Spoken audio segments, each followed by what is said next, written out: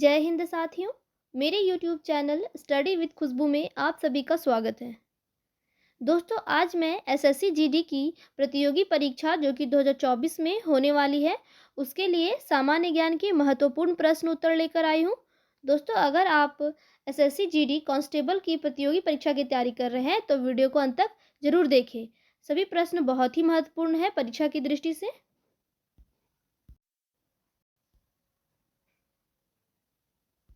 दोस्तों, पहला प्रश्न है, दास कैपिटल पुस्तक के लेखक कौन थे? दास कैपिटल पुस्तक के लेखक कौन थे? सही जवाब है कार्ल मार्क्स। दास कैपिटल पुस्तक के लेखक थे कार्ल मार्क्स।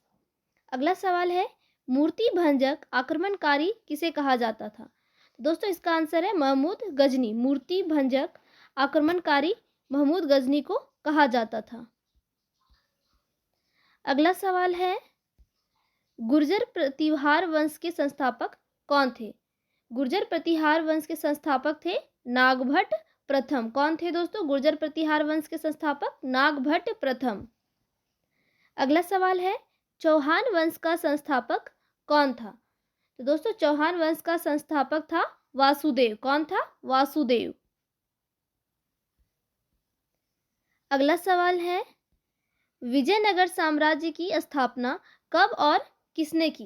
तो दोस्तों, विजयनगर साम्राज्य की स्थापना 1336 ईस्वी में हरिहर एवं बुक्का नामक दो भाइयों ने की थी। किसने की थी विजयनगर साम्राज्य की स्थापना?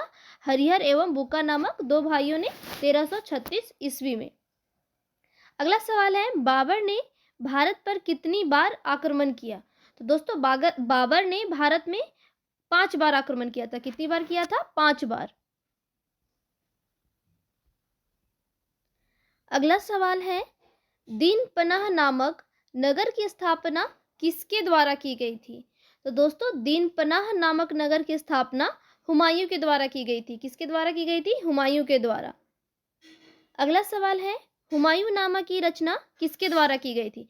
तो दोस्तों, हुमायूं नामा की रचना गुलबदन बेगम के द्वारा की गई थी। किसके द्वारा की गई थी हुमायूं नामा की रचना? गुलबदन बेगम के द्वारा। अगला सवाल है, अकबर द्वारा दास प्रथा का अंत कब किया गया था? तो दोस्तों, अकबर द्वारा दास प्रथा का अंत 1562 ईस्वी में किया गया था। कब किया गया था दास प्रथा का अंत? 1562 ईस्वी में अकबर के द्वारा। अगला सवाल है, अकबर द्वारा दीन-ए इलाही की स्थापना कब की गई थी? तो दोस्तों, दीन-ए इलाही की स्थापना 1582 ईस्वी में अकबर के द्वारा की गई थी।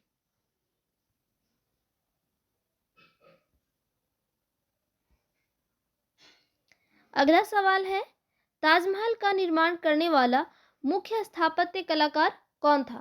तो दोस्तों, ताजमहल का निर्माण करने वाला मुख्य स्थापत्य कलाकार था उस्ताद अहमद लाहौरी। कौन था? उस्ताद अहमद लाहौरी।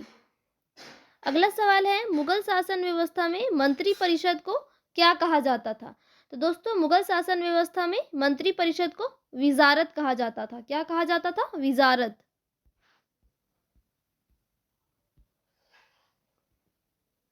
अगला सवाल है, साइमन कमीशन मुंबई कब पहुंचा? तो दोस्तों, साइमन कमीशन जो है वो 3 फरवरी 1928 ईस्वी को मुंबई पहुंचा था। अगला सवाल है, भारतीय सुधार समिति की स्थापना किसने की थी? तो दोस्तों, भारतीय सुधार समिति की स्थापना दादा भाई नौरोजी ने की थी। किसने की थी भारतीय सुधार समिति की स्थापना? दादा भाई नौरोजी ने।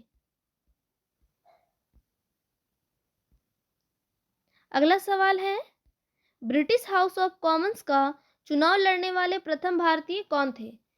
तो आंसर है WC Banerjee. British house of Commons का चुनाव लड़ने वाले प्रथम भारतीय थे WC बनर्जी, व्योमेश चंद्र बनर्जी।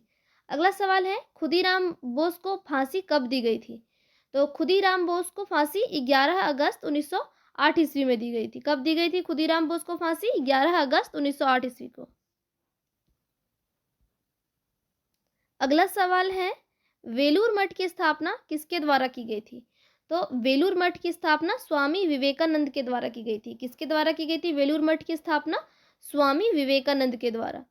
अगला सवाल है, लोकहितवादी के नाम से किसे जाना जाता है? तो लोकहितवादी के नाम से गोपाल हरि देशमुख को जाना जाता है। किसे जाना जाता है? गोपाल हरि देशमुख। अगला सवाल है, उदंत मार्तंड के संस्थापक कौन थे? उदंत मार्तंड के संस्थापक थे जुगल किशोर। कौन थे? जुगल किशोर। अगला सवाल है, इंडियन मिरर के संस्थापक कौन थे? इंडियन मिरर के संस्थापक थे द्वारकानाथ टैगोर। कौन थे इंडियन मिरर के संस्थापक? द्वारकानाथ टैगोर। अगला सवाल है, पृथ्वी के उत्तरी गोलार्ध में कितने प्रतिशत पानी है? तो दोस्तों पृथ्वी के उत्तरी गोलार्ध में 61% पानी है। कितने प्रतिशत पानी है? 61%। अगला सवाल है, पृथ्वी के दक्षिणी भाग पर कितना प्रतिशत पानी है? दोस्तों पृथ्वी के दक्षिणी भाग पर 81% पानी है।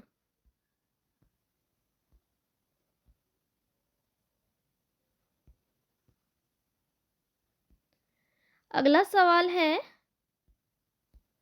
पृथ्वी के नीचे जाने पर प्रति 32 मीटर की गहराई पर तापमान कितना बढ़ जाता है? दोस्तों आंसर है 1 डिग्री सेल्सियस। पृथ्वी के नीचे जाने पर प्रति 32 मीटर की गहराई पर 1 डिग्री सेल्सियस तापमान बढ़ जाता है। अगला सवाल है, विश्व का सबसे बड़ा प्रायद्वीप कौन सा है? तो दोस्तों विश्व का सबसे बड़ा प्रायद्वीप है अरब का प्रायद्वीप। अगला सवाल है, यूरोप का खेल का मैदान किसे कहा जाता है? यूरोप का खेल का मैदान स्विट्जरलैंड को कहा जाता है। किसे कहा जाता है? स्विट्जरलैंड को। अगला सवाल है, जूट उत्पादन में प्रथम स्थान पर कौन सा देश है? दोस्तों आंसर है भारत। प्रथम स्थान पर भारत है और दूसरा स्थान पर बांग्लादेश।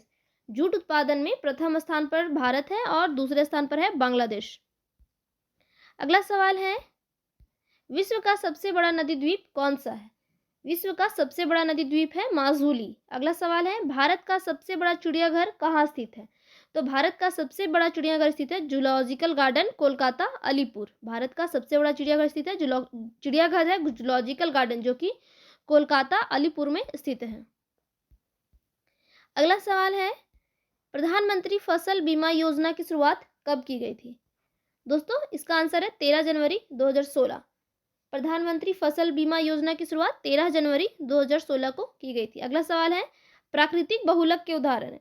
तो दोस्तों प्राकृतिक बहुलक के उदाहरण है स्टार्च एवं सेलुलोज। अगला सवाल है, विश्व में जीएसटी सर्वप्रथम किस देश ने लागू की थी? तो दोस्तों इसका आंसर है फ्रांस 1954 ईस्वी में। विश्व में सबसे पहले जीएसटी लागू की थी फ्रांस ने 1954 ईस्वी में। अगला सवाल है, भारत में जीएसटी कब लागू की गई थी? तो दोस्तों भारत में जीएसटी 1 जुलाई 2017 को लागू की गई थी। कब की गई थी? 1 जुलाई 2017। अगला सवाल है, भारत में जीएसटी दिवस कब मनाया जाता है? तो दोस्तों भारत में जीएसटी दिवस मनाया जाता है 1 जुलाई को। कब मनाया जाता है? 1 जुलाई को। अगला सवाल है, भारत में जीएसटी मॉडल किस देश पर आधारित है? तो दोस्तों भारत में जीएसटी मॉडल जो है वो कनाडा पर आधारित है। किस देश पर आधारित है जीएसटी मॉडल? कनाडा पर। अगला सवाल है, जीएसटी को हिंदी में क्या कहा जाता है? तो दोस्तों जीएसटी को हिंदी में वस्तु एवं सेवा कर कहा जाता है। क्या कहा जाता है जीएसटी को? वस्तु एवं सेवा कर, गुड्स एंड सर्विस टैक्स। अगला सवाल है, भारत में जीएसटी कौन सा संविधान संशोधन द्वारा लाई गई थी? दोस्तों भारत में जीएसटी 122वां संविधान संशोधन बिल 2016 के द्वारा लाई गई थी। अगला सवाल है, जीएसटी विधायक के पक्ष में कुल कितने वोट पड़ी थी? तो दोस्तों जीएसटी विधायक के पक्ष में कुल 336 जीएसटी विधेयक होगा दोस्तों, यहाँ पे जीएसटी विधेयक के पक्ष में कुल 336 वोट पड़ी थी। अगला सवाल है, जीएसटी विधेयक के विपक्ष में कुल कितनी वोट पड़ी थी? तो जीएसटी विधेयक के विपक्ष में कुल 11 वोट पड़ी थी। कितनी वोट पड़ी थी? 11। अगला सवाल है, लोकसभा द्वारा जीएसटी बिल कब पास किया गया था? दोस्तों लोकसभा द्वारा जीएसटी बिल पास किया गया था 3 अगस्त 2016 को। कब पास किया गया था जीएसटी? 3 अगस्त 2016 को। अगला सवाल है, जीएसटी बिल राज्यसभा में कब पास किया गया था? तो राज्यसभा में जीएसटी बिल 8 अगस्त 2016। बात करते हैं लोकसभा की, तो लोकसभा में 3 अगस्त 2016 और राज्यसभा में 8 अगस्त 2016 को पास किया गया था जीएसटी। अगला सवाल है, जीएसटी बिल पर राष्ट्रपति ने अपनी मंजूरी कब दी थी? दोस्तों जीएसटी बिल पर राष्ट्रपति ने अपनी मंजूरी 8 सितंबर 2016 को दी थी। कब दी थी? 8 सितंबर 2016 को राष्ट्रपति ने अपनी मंजूरी। अगला सवाल है, भारत में जीएसटी लागू करने का सुझाव किस समिति ने दिया था? दोस्तों भारत में जीएसटी लागू करने का सुझाव विजय केलकर समिति ने दिया था। किसने दिया था? विजय केलकर समिति ने। अगला सवाल है, सर्वप्रथम जीएसटी बिल का प्रारूप तैयार करने वाले समिति का अध्यक्ष कौन था? तो दोस्तों इसका आंसर है असीम दास गुप्ता। सर्वप्रथम जीएसटी बिल का प्रारूप तैयार करने वाले समिति का अध्यक्ष थे असीम दास गुप्ता। अगला सवाल है, जीएसटी के ब्रांड एम्बेसडर कौन है? दोस्तों आंसर है अमिताभ बच्चन। जीएसटी के ब्रांड एम्बेसडर है अमिताभ बच्चन।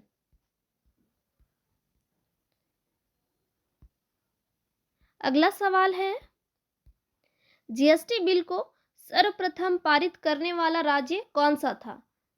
तो दोस्तों जीएसटी बिल को सर्वप्रथम पारित करने वाला राज्य था असम, जिन्होंने 12 अगस्त 2016 को जीएसटी बिल को पारित किया था अपने राज्य में। असम जीएसटी बिल को पारित करने वाला पहला राज्य है असम। और बात करते हैं दोस्तों तारीख की, तो 12 अगस्त 2016। अगला सवाल है, जीएसटी के अंतर्गत कितने अप्रत्यक्ष कर और कितने अधिभार शामिल किए गए हैं? तो दोस्तों इसका आंसर है 17 अप्रत्यक्ष कर और 23 अधिभार। जीएसटी के अंतर्गत 17 अप्रत्यक्ष कर और 23 अधिभार शामिल किए गए हैं। अगला सवाल है, जीएसटी संख्या में कुल कितने डिजिट होते हैं? तो दोस्तों जीएसटी संख्या में कुल 15 डिजिट होते हैं। कितने डिजिट होते हैं जीएसटी संख्या में? कुल 15 डिजिट होते हैं।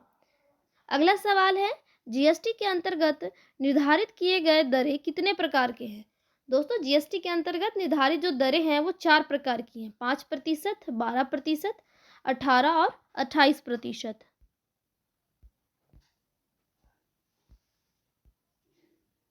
अगला सवाल है, भारतीय संविधान में जीएसटी परिषद का गठन किस अनुच्छेद के तहत किया गया है? दोस्तों इसका आंसर है अनुच्छेद 279 का ए। भारतीय संविधान में जीएसटी परिषद का गठन अनुच्छेद 279 ए के तहत किया गया है। अगला सवाल है, जीएसटी परिषद मुख्यालय में समिति सदस्यों की कुल संख्या कितनी है? तो दोस्तों 33 है। जीएसटी परिषद मुख्यालय में सम्मिलित सदस्यों की कुल संख्या है 33।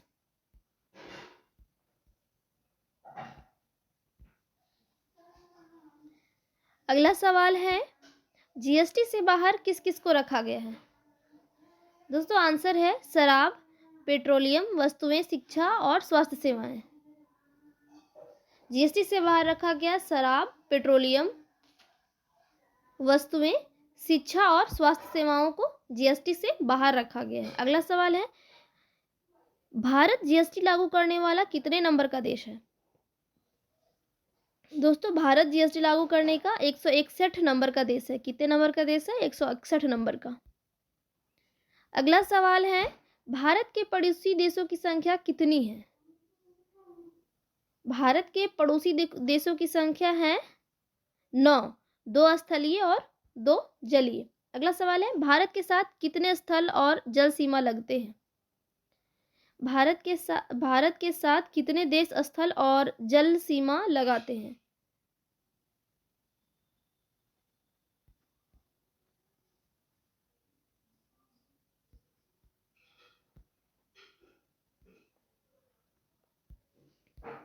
भारत के स्थलीय सीमा से लगे 7 देश कौन कौन है? पाकिस्तान, अफगानिस्तान, चीन, नेपाल, भूटान, म्यांमार और बांग्लादेश। भारत के स्थलीय सीमा से लगे 7 देश हैं, पाकिस्तान, अफगानिस्तान, चीन, नेपाल, भूटान, म्यांमार और बांग्लादेश। अगला सवाल है, भारत का सबसे छोटा पड़ोसी देश कौन सा है? दोस्तों भारत का सबसे छोटा पड़ोसी देश है भूटान। अगला सवाल है, पंचशील की घाटी किस देश में है? दोस्तों पंचशील की घाटी अफगानिस्तान में है। अगला सवाल है, भारत के जलीय सीमा से लगे देश 2 देश कौन से हैं?